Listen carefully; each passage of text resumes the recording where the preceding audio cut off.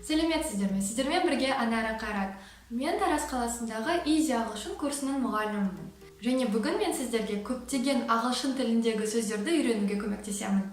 Яғни біле білсеңіздер, қазақ және орыс тіліндегі көп сөз ағылшын тіліне ұқсас аударылады. Кәне соларды қарастырып көрейік.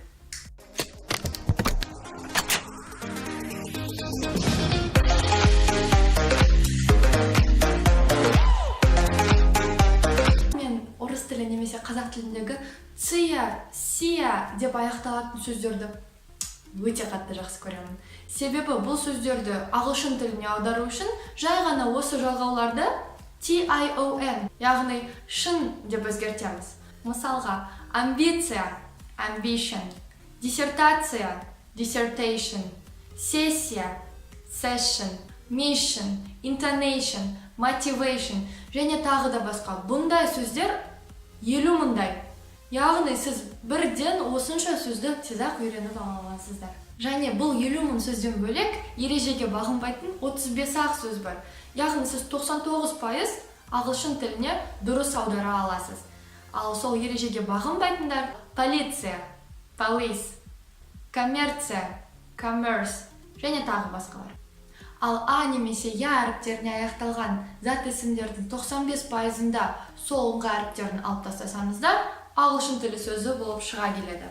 Мысалы, академия, academy, армия, army, батарея, battery, лотерея, lottery, комедия, comedy. Және осы ережеге бағынатын сөздер 7 мыңға жуық.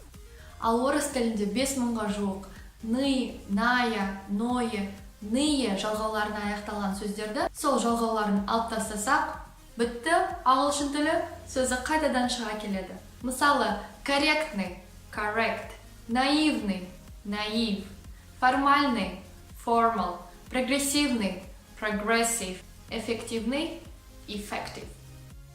Ал орыс тіліндегі мың сөзде и әріпі ағылшын тіліне а әрпіне ауысып кетеді. Мысалы, аппетит, appetite, финал, final, минус, minus, диалог, dialogue, микрофон, microphone. Мына қосымшаларды айтпай қойыншы. Қиын сияқты айту. Осы қосымшаларға аяқталған сөздер болса, соңғы сол қосымшаның орнына си әріпін, яғни оқылуында к әріпі қойылады. Мысалы, демократичный немесе демократический сөздері ағылшын тілінде democratic, патриотичный, патриотический, patriotic, поэтичный, поэтический, poetic, фантастичный, фантастический, fantastic.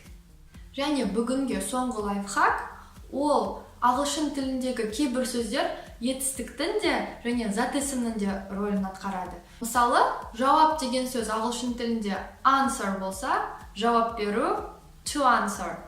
Сусын drink болса, су ішу to drink. Water су, суғару to water. Жұмыс work, жұмыс істеу to work. Ондай сөздер өте көп. Kiss, love, dream, copy, check және тағы да тола сөздер зат есім және етістіктің рөлін атқарады. Ондай сөздерді қайдан табамыз демеңіздер, жай ғана сөздікті ашып қарасаңыздар, жазылып тұрады. Бұл сөз етістік зат есімнің рөлін атқарады. Кейде ол сөзіңіз сын есімнің де рөлін атқаруы мүмкін. Яғни сіз бір сөз жаттау арқылы 2 немесе 3 сөз біле аласыз. Видеоны аяғына дейін көргендеріңізге рахмет. Егер ұнаған болса, лайк басуды ұмытпаңыздар және менің каналыма қосылыңыздар. Көптеген ағылшын тілі сөздерін үйренді деген үміттемін. Сау! 50 мыңдай осындай сөз ағылшын тіліне аударған кезде жай ғана осы окончание зат есімдердің 95%-ы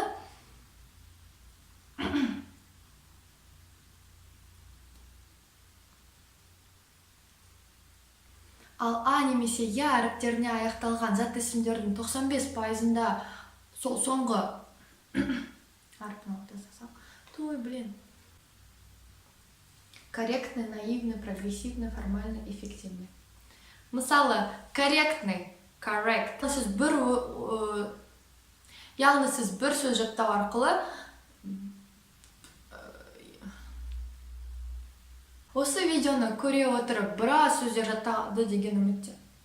Осы видеоны видеоны аяғына дейін көргендеріңізге рахмет. Видеоны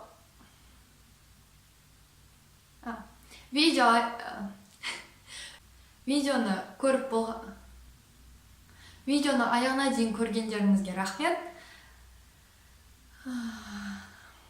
Фантастичный, фантастический, fantastic.